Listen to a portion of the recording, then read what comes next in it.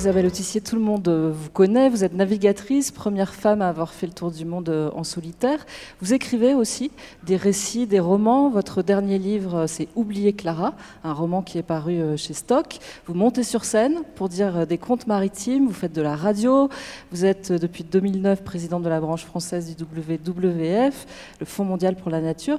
Ce qu'on sait peut-être moins, c'est que vous avez une formation d'ingénieur agronome spécialisée en halieutique. Et vous avez notamment fait des recherches sur les langoustines et les gros crustacés. Vous avez travaillé notamment à Ifremer, et puis vous avez enseigné aussi à l'école maritime et aquacole de La Rochelle qui est la cité où vous vivez. Alors, avec vous, on va parler éco-responsabilité. On va se demander ce qu'éco-responsable veut dire en 2019. Mais peut-être, avant d'explorer les manières dont on peut, nous tous ici, être éco-responsables, ça vaut le coup de prendre le temps du constat, même si on le connaît tous à peu près, mais ça vaut le coup de se redire pourquoi, si on ne devient pas éco-responsable, on court à notre perte. Alors chacun des auditeurs et chacune des personnes ici à Valpré a certainement déjà lu des tas d'articles, entendu des émissions, des sujets radio-télé, mais vous, si vous deviez en quelques phrases nous dire l'urgence écologique, qu'est-ce que vous nous diriez ? Je vous dirais tout simplement que ne pas prendre ces phénomènes en compte, c'est, en faisant le fameux business as usual, se préparer collectivement à beaucoup de souffrance, en fait, parce que c'est comme ça que ça va traduire. Et beaucoup de souffrance, pas à l'horizon de la fin du siècle, mais à l'horizon de quelques décennies, et même d'ailleurs progressivement et de plus en plus dès maintenant. Et on a trois grands sujets aujourd'hui.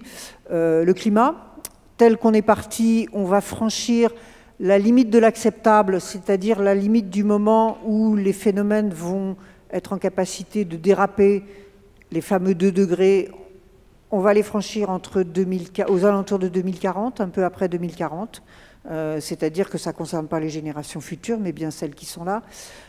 En ce qui concerne l'écroulement de la vie autour de nous, la vie qui quand même nous est relativement utile, c'est-à-dire de la nature, on sait qu'on a perdu, en 40 ans, on a perdu 60% des vertébrés terrestres, on a perdu 80% des insectes en Europe, on a perdu 30% des oiseaux en France. Enfin voilà, on est sur des chiffres macro qui montrent que la pyramide de la vie est en train de s'écrouler. Et puis, si je devais vous donner un petit chiffre qui concerne la pollution, puisque c'est évidemment ce qui nous menace directement aussi à travers les maladies, à travers un certain nombre de choses, sachez que vous mangez une carte de crédit par semaine. Et que c'est pas très bon de manger une carte de crédit par semaine. C'est-à-dire que vous mangez 5 grammes de plastique par semaine à travers l'alimentation qui est contaminée, à travers les contenants en plastique qui contaminent l'alimentation, à travers l'eau qui est polluée, à travers l'air dans lequel il y a des particules de plastique, à travers le poisson que vous mangez qui a du plastique voilà, à l'intérieur de son estomac et de son corps. Donc on est sur des sujets macro, on est sur des sujets extrêmement grave et pour lequel il faut qu'on réagisse à brève échéance. Voilà. Une fois qu'on a dit ça, on prend une grande respiration et on passe à la suite. Et juste peut-être, avant de passer à la suite, responsable, il y a 2 choses dans la notion de responsabilité. Il y a ce que vous venez de dire, prendre ses responsabilités, donc passer vite à l'action, on va évidemment l'évoquer longuement, mais aussi au sens, on est responsable d'une situation à laquelle on a contribué.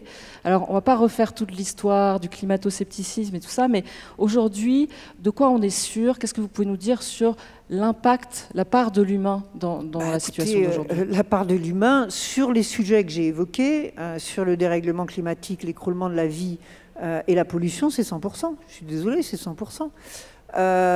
Aujourd'hui, normalement, une espèce vivante a en moyenne 1 million d'années de durée de vie. Il y en a qui durent beaucoup plus longtemps, qui nous restent de l'ère primaire, et puis il y en a qui durent moins longtemps, mais c'est la moyenne. Aujourd'hui, on va sur une extinction qui est 100 fois supérieure, qui est absolument due à la conversion des terres. C'est-à-dire qu'on assèche des zones humides, on coupe de la forêt ou on modifie les écosystèmes côtiers et autres pour répondre à nos besoins, et que faisant ça, évidemment, c'est pas favorable à la vie. La pollution, c'est pas les animaux qui fabriquent du plastique, ou c'est pas les animaux qui mettent des pesticides dans leur tanière. Voilà, donc tous ces sujets-là, le climat, bien sûr, le climat, depuis le temps que le GIEC nous serine depuis au moins 30 ans, qu'on devrait être dans une période de refroidissement si on considérait que la position du soleil, etc., et qu'on voit bien qu'on a déjà gagné 1 degré depuis l'ère pré-industrielle. Voilà, tout ça. Et moi, je ne dis pas ça pour dire on est des méchants, etc. Il faut se baser sur la science. Ces questions environnementales ne sont pas des croyances, c'est de la science. C'est des gens qui comptent les tonnes de carbone, qui comptent les espèces, qui comptent les molécules de plastique, de ce que vous voulez. Voilà. Et à partir de là, on a des constats. Donc il faut partir de ces constats. Et encore une fois, et je pense que ça va nous occuper peut-être après dans les suites de... moi, j'aime bien la phrase qu'on dit beaucoup au WWF, si nous sommes tous le problème, ça veut dire que nous sommes tous la solution. Et ça, c'est une bonne nouvelle. Ce n'est pas le passage de la comète auquel on ne pourrait rien faire. Ce n'est pas Zeus brandissant ses éclairs. C'est bien l'organisation des sociétés humaines, les valeurs des sociétés humaines, la construction des sociétés humaines, en particulier de leur économie, qui nous amène à ça. Et peut-être qu'on n'est pas tous responsables de la même manière. Et ça vaut le coup d'en dire un mot. La dimension sociale compte et on peut parler de la notion de responsabilité différenciée. Oui, ça a été d'ailleurs quelque chose qui a occupé beaucoup les négociations de l'accord de Paris et qui occupe beaucoup les futures négociations de la Chine en 2020 à propos de la biodiversité. Évidemment, si tout le monde vivait comme des Américains, il nous faudrait 7 planètes, vous connaissez le truc. Si tout le monde vivait comme nous, il en faudrait 4. Si tout le monde vivait comme un Éthiopien, il en faudrait 0,1.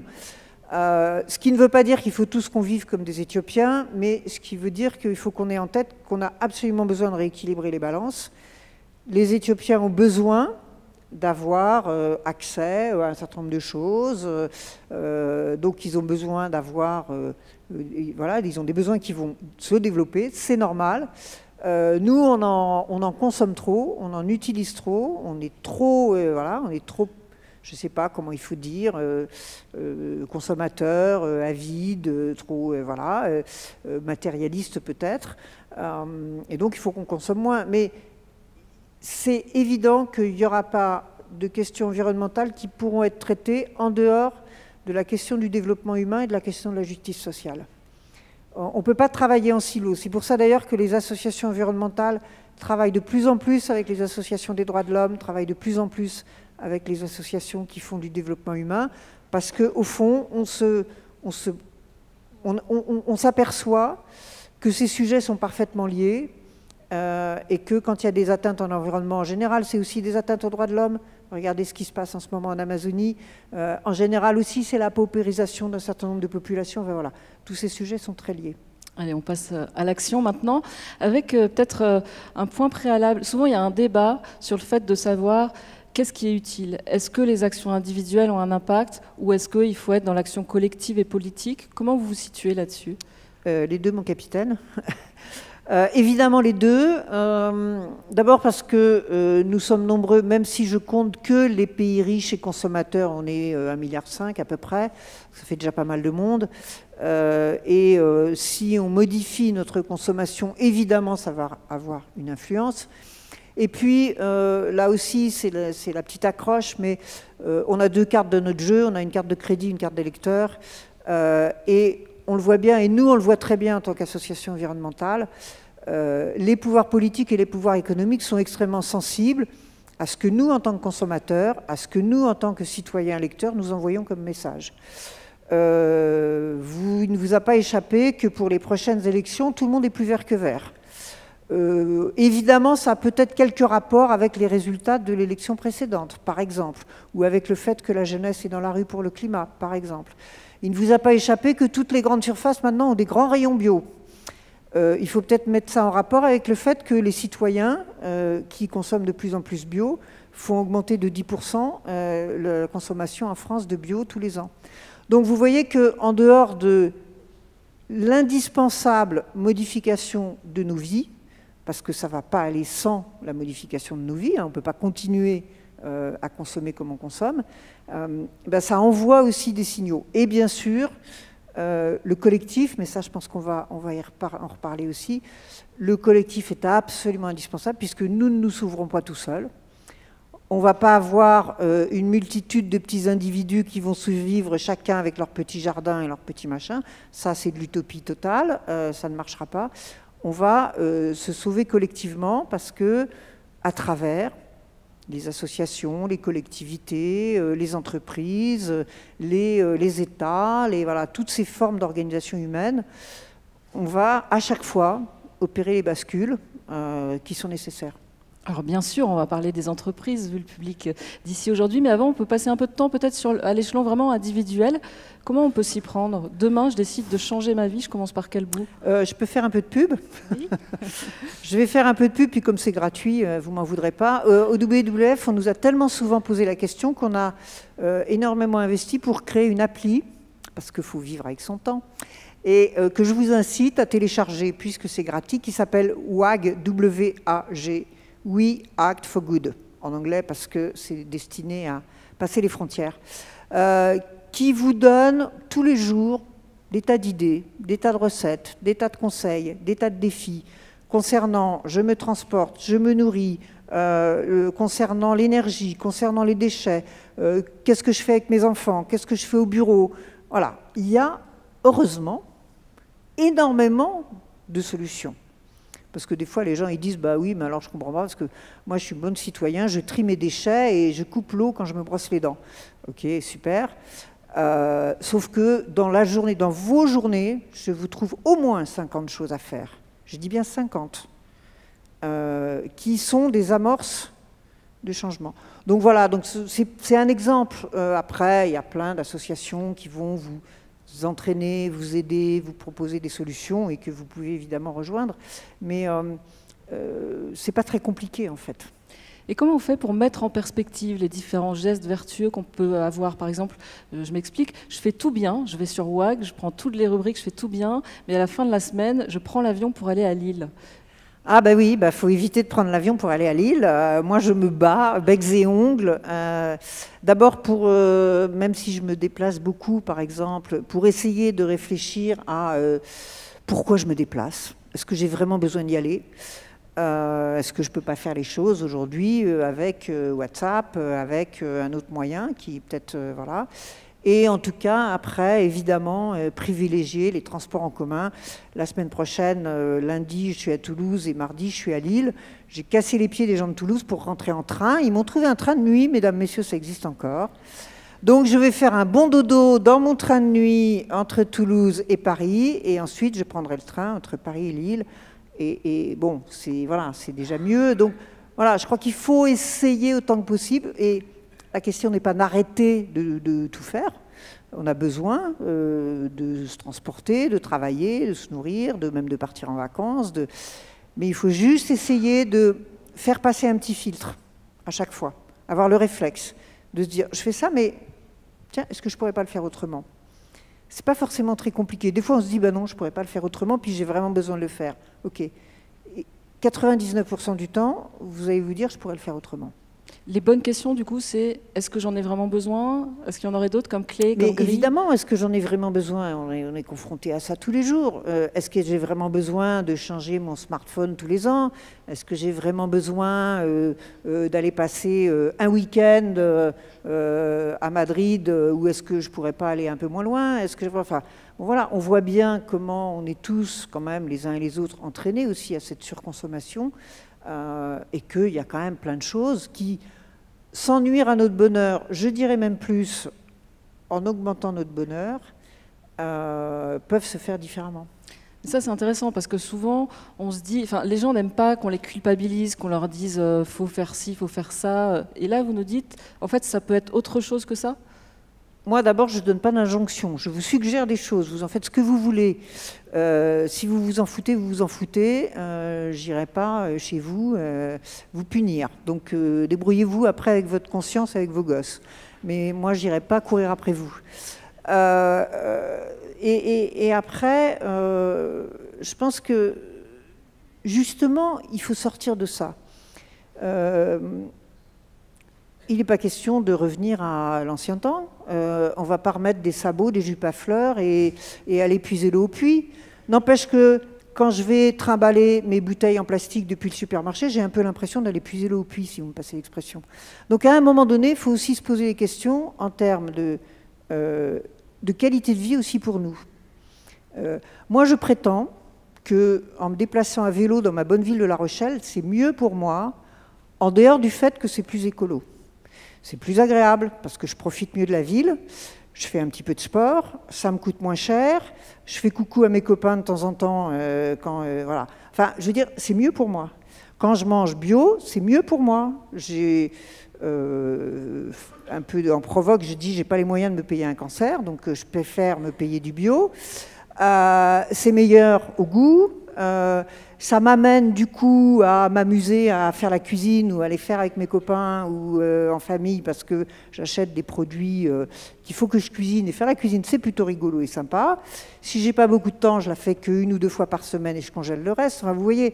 Et puis c'est un plaisir. Et puis voilà, j'aime bien cultiver mon jardin, manger mes légumes. Je trouve ça mieux pour moi. Et voilà. Et donc il y a plein de choses où on est gagnant sur les deux tableaux. Il y a finalement peu de choses où on peut se dire ça va vraiment être un déchirement et un arrachement que de ne plus pouvoir faire une chose pour des raisons de considération environnementale. Et alors maintenant, dans l'entreprise, si on est chef d'entreprise, comme la plupart des personnes ici, et plutôt d'une PME ou d'une TPE, qu'est-ce qu'on peut entreprendre? Ah bah tout aussi. Je peux faire un petit test. Quels sont parmi vous, entrepreneurs, les gens qui ont fait un bilan carbone de leur entreprise? Ah ben, il y en a quand même quelques-uns. Bon, ben, les autres, ça commence demain.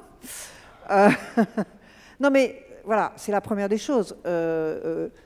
En tant qu'entrepreneur, vous avez évidemment une responsabilité particulière parce que vous faites partie de ceux qui organisent aussi un peu la vie des gens, non seulement de vos salariés, mais de vos clients et de vos fournisseurs. Donc vous avez une responsabilité particulière. Donc d'abord, il faut décortiquer un peu l'affaire. Sur la question du climat, alors allez voir l'ADEME, ils ont plein de trucs super bien faits pour vous aider, par exemple, à calculer votre bilan carbone. Et posez-vous la question. Alors vous allez voir, quand vous allez faire votre bilan carbone, vous allez voir ressortir certains points qui sont vraiment les moments où vous émettez du carbone en tant qu'entreprise, qui ne sont pas toujours ceux auxquels vous pensiez d'ailleurs. Et puis bah, après, de là, vous allez tirer des principes d'action, en vous disant comment je fais pour essayer de diminuer ça, et puis de ces principes d'action, vous allez le partager avec vos salariés, vous allez le partager avec vos clients, et puis vous allez rentrer dans une démarche.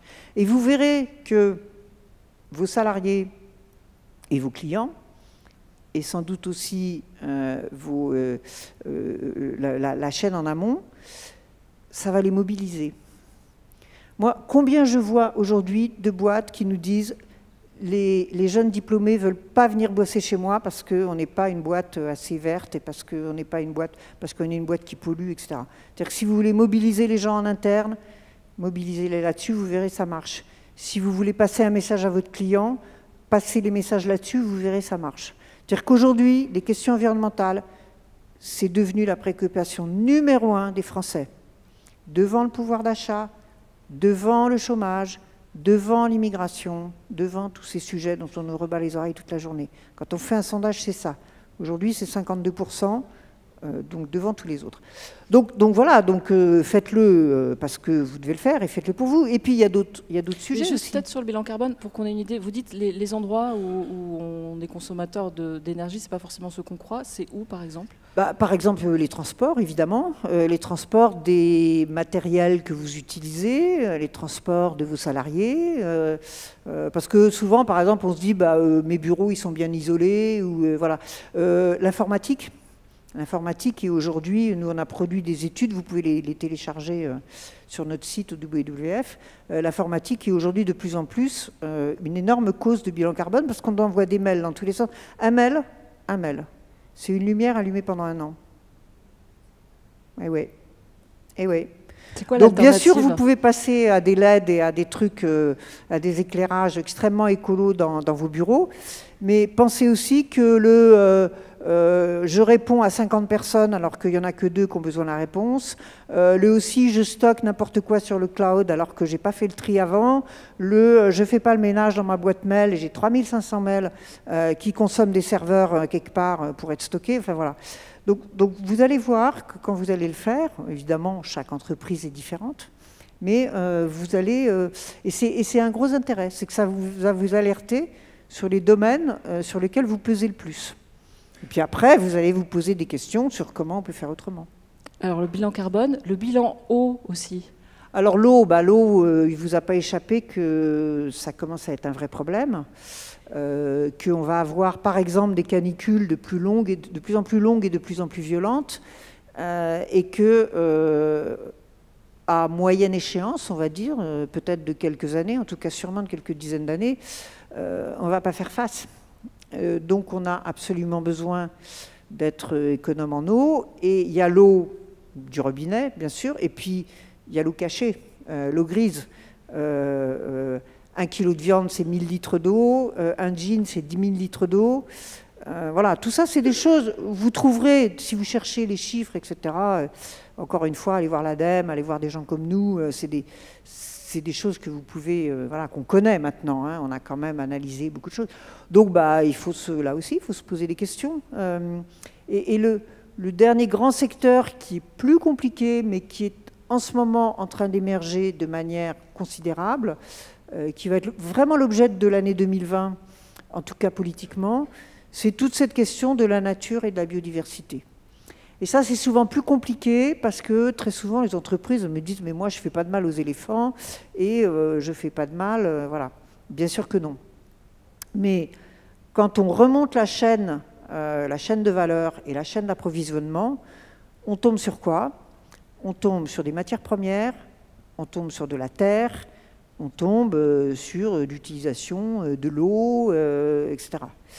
Et c'est là que ça se situe. Et je vais prendre un exemple qui est assez simpliste, vous me le pardonnerez, mais qui explique bien les choses. On est tous très touchés parce que l'Amazonie brûle, et parce que des gens mettent le feu à l'Amazonie. Ils mettent le feu à l'Amazonie pour planter du soja, pour nourrir les vaches européennes, pour qu'on mange de la viande tous les jours. C'est exactement le schéma. Je peux vous dire que c'est impressionnant. Moi, avec mon petit voilier, ça m'est arrivé d'être dans le Rio de la Plata et de voir les cargos de soja qui descendent du Mato Grosso. C'est juste hallucinant, quoi. C'est un train de cargos qui vont envoyer du soja en France, quoi. Donc tous ces mécanismes-là qui sont sans doute un peu plus compliqués, il faut aussi quand même se poser les questions, de remonter la chaîne de valeur le plus haut possible et de voir ce que j'utilise dans mon entreprise. Si c'est du papier, c'est de la forêt. Si c'est de la nourriture, c'est de la terre. Ou des mines, si c'est du minerai, et de la pollution, et voir le travail des enfants dans certains cas. Mais voilà, ça paraît énorme, il faut le faire progressivement, il faut le faire petit à petit, commencer par un sujet, essayer de le décortiquer, essayer de voir comment vous pouvez mettre en place une politique pour répondre à ces sujets-là, et puis vous verrez que petit à petit, vous serez amené à changer. Mais voilà, c'est totalement indispensable. Et est-ce que, comme à l'échelon individuel, vous diriez que les entreprises que vous connaissez qui se sont lancées dans cette aventure-là, ça a été de l'ordre du sacrifice, des choses un peu difficiles à faire, ou est-ce qu'il y a eu aussi, est-ce que ça a été vertueux et joyeux? Est-ce que ça a apporté des choses aux entreprises? Alors, les deux, il y en a qui s'éclatent à faire ça, il y en a pour qui c'est compliqué, en particulier parce que parfois il faut changer de process de production. Parfois, il faut changer de métier, il faut former ses salariés à une autre façon de faire ou à un autre métier, et que tout ça, ça demande du temps, ça demande de l'argent, ça demande de la mobilisation intellectuelle et de l'effet d'entraînement, et que donc, c'est pas toujours si simple que ça. Mais ce qui est sûr, c'est que toutes les entreprises qui ne feront pas ça n'existeront plus dans 30 ans. Parce que si on continue sur la lancée, qu'est-ce qu'on va avoir dans 30 ans? Des pénuries, des législations contraignantes, des bouleversements dans les chaînes d'approvisionnement, dans le climat qui va nous poser des problèmes de transport ou que sais-je, voilà, et dans des conflits, parce que en général, quand il y a des paupérisations, quand il y a plus assez quelque part, ça se transforme souvent en conflit. Donc toutes choses qui ne sont pas bonnes pour vous. Je pense que les entreprises, d'une manière générale, ont besoin d'une certaine stabilité. Vous le dites suffisamment, et vous avez raison, je pense, en termes de stabilité, par exemple des lois et de la fiscalité, mais il faut penser aussi à la stabilité du climat et à la stabilité de la vie dont vous avez besoin. Donc ça, je crois que aujourd'hui, les entreprises qui prennent ce sujet-là, c'est des entreprises qui voient un petit peu loin et qui se disent comment je me projette dans l'avenir et comment je transforme maintenant mon modèle économique relativement en douceur, parce que je m'y prends à l'avance, pour faire en sorte que dans 20 ans, dans 30 ans, dans 40 ans, ou même peut-être dans 10 ans pour certaines, je sois déjà dans une configuration qui soit favorable.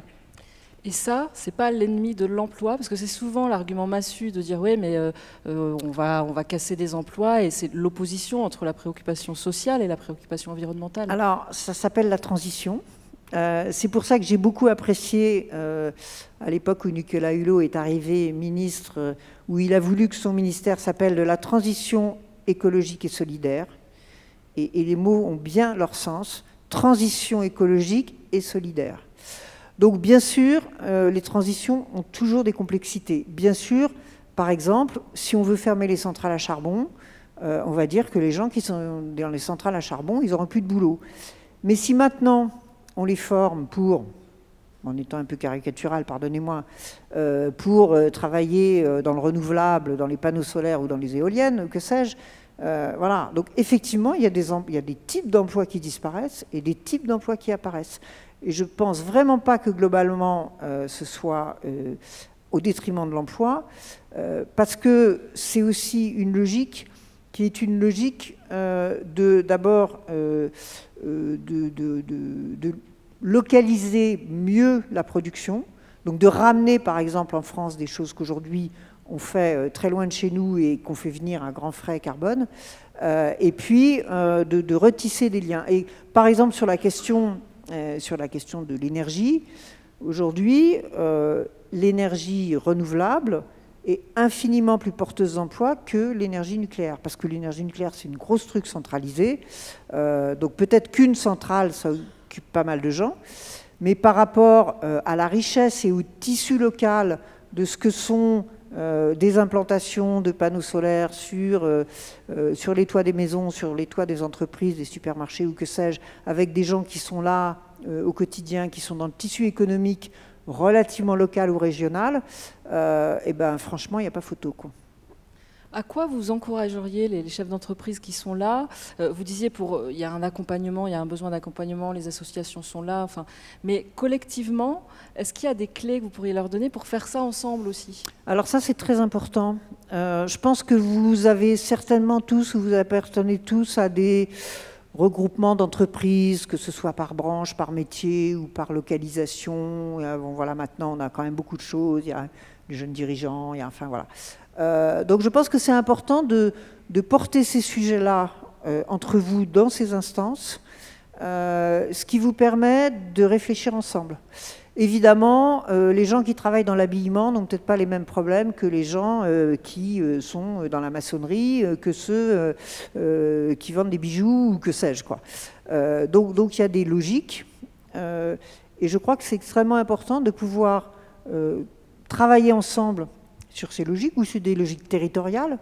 Nous, on a beaucoup accompagné aussi de collectivités territoriales sur ces logiques-là, pour d'abord vous donner un peu des tuyaux les uns aux autres, hein, vous sentir aussi dans un mouvement, et je crois que par rapport à l'espèce de désespérance un peu qu'on sent aujourd'hui, ben, je pense que se sentir avec d'autres dans une action et dans un mouvement, c'est aussi, ben, voilà, ça donne un peu plus d'élan et c'est positif. Et puis, voilà, pouvoir vous appuyer un peu les uns sur les autres sur des transitions. Alors comme il y avait le train derrière, on s'était dit on fait attention, on est allé très très vite et du coup il nous reste un peu de temps et on se disait que ça pourrait être intéressant que certains d'entre vous peut-être posent des questions ou réagissent à ce qu'Isabelle nous a partagé. Alors on s'est pas mis d'accord avec les organisateurs, donc je ne sais pas s'il y a un micro qui peut tourner, mais sinon je vais simplement descendre avec le mien. Est-ce qu'il y a des questions ou des réactions? Non, tout le monde je vous ai assommé. Tout le monde a religieusement écouté. Non, pas de questions, pas de... voilà. Ça y est. On va vous demander une de là, vous puis après, présenter. monsieur devant. Oui, je veux juste faire un petit témoignage par rapport à l'urgence. J'ai eu la chance de vivre 25 ans dans les Outre-mer français et je voulais vous, de mon vécu, de ces 20 dernières années, je n'ai pas observé un nombre croissant de phénomènes cycloniques. Par contre, j'ai observé dans ces 20 années leur puissance et leur montée en puissance extrêmement rapide. Et je veux juste faire un parallèle entre un cyclone tel que celui qui est passé sur Saint-Martin en 2017, qui s'appelle Irma, qui a fait officiellement un certain nombre de morts. Mais si ce cyclone-là, et c'est, comme on dit, c'est l'effet papillon, à quelques volées d'ailes, il était passé sur une île telle que la Guadeloupe ou la Martinique, on aurait eu entre 200 à 1000 morts. C'est à l'équivalent de la population, 60 à 80 000 personnes qui auraient disparu. Et ce risque-là, il est aujourd'hui existant tous les ans. Donc il y a vraiment urgence. Merci. Merci de ce témoignage, monsieur. Effectivement, ça fait partie des questions. Moi qui habite La Rochelle, alors ils ont commencé à nous bâtir un peu des digues et des trucs, mais voilà, ça va retarder un peu l'échéance. Mais un jour, La Rochelle, ce sera avec des passerelles au premier étage, ouais, c'est sûr. Il n'y aura pas moyen de faire autrement. Donc bon, c'est vrai que c'est un peu inquiétant quand même. Peut-être l'un de ceux qui ont... Il y avait monsieur au premier rang qui avait... Oui, bonjour. Vous avez, avec le VVF, une option d'avoir des partenariats avec les entreprises que je trouve très courageux, ou en tout cas différenciant par rapport à Greenpeace. Est-ce que vous pouvez nous expliquer aux dirigeants qui sont là, pourquoi ce système de partenariat avec les risques auxquels ils vous exposent? Oui, quand vous parlez de risques, c'est des risques d'image. On va dire ils pactisent avec l'ennemi. Vous êtes censé être l'ennemi, mais bon, je vous trouve plutôt sympathique. Non, c'est de toute évidence. Nous, on part du postulat qu'il faut que ça change et vite.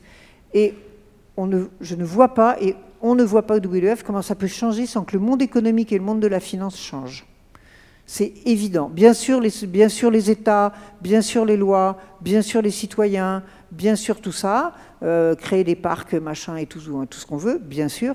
Mais si on n'est pas dans le cœur de la vie des gens, c'est-à-dire produire, consommer, travailler, etc., donc dans la vie économique, on n'y arrivera pas. Donc nous, on se dit, il faut qu'on se mette les mains dans le cambouis aux côtés des gens pour essayer de réfléchir, donc comment on bascule. Comment on travaille très rapidement. Alors, comme on n'est pas très nombreux et qu'on essaye d'avoir le maximum d'impact, on a identifié les 25 entreprises françaises qui avaient le plus d'impact sur la biodiversité mondiale. Donc on a fait une petite étude là-dessus. On a la liste des 25 et ceux-là, on les veut. Donc on en a déjà pas mal avec qui on travaille, des grandes enseignes. On travaille avec Michelin, avec Renault, avec Carrefour, avec Engie, avec des grosses boîtes. Et on fait ce travail-là avec eux et ils sont demandeurs. Justement d'identifier, alors on travaille en général sur des partenariats de 3 ans, donc on identifie des objectifs chiffrés, on identifie un chemin pour y aller, donc l'année prochaine on fait ça, dans 2 ans on fait ça, etc. Et puis voilà, nous on n'est pas les flics de service, voilà, c'est à eux de faire le job, mais on les accompagne pour les aider à définir des objectifs et pour les aider dans le cheminement, on va dire. Avec les PME, en fait, ce qu'on a fait, parce que c'était un peu compliqué pour nous d'être avec chaque PME, parce qu'on ne peut pas, donc on a créé une sorte de club où justement, sur des thématiques, sur des choses, les entreprises échangent entre elles. Donc on crée beaucoup de rendez-vous et on ne peut pas être individuellement auprès de chacune, mais on essaye de donner un certain nombre d'idées et d'objectifs communs. Alors cette Encore fois, la dernière question. Une petite dernière. Allez.